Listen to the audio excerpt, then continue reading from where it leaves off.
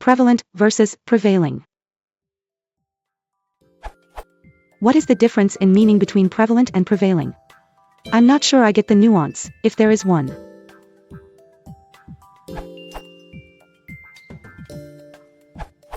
The copy of the NOAD, New Oxford American Dictionary, installed on my Mac Mini, the computer I am using to post this answer, has the following example about the usage of prevalent and prevailing. Wildflowers might be prevalent in the mountains during the spring months, but a particular type of wildflower might be the prevailing one. It then adds the following explanation.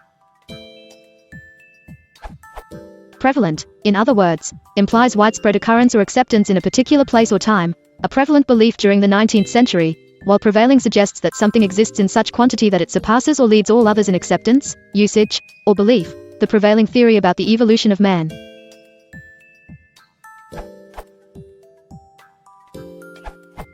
In my own words, here is an easy, albeit simplistic, way to differentiate between the two.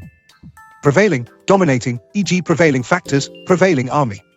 Prevalent, widespread, e.g. malaria is prevalent in the tropics.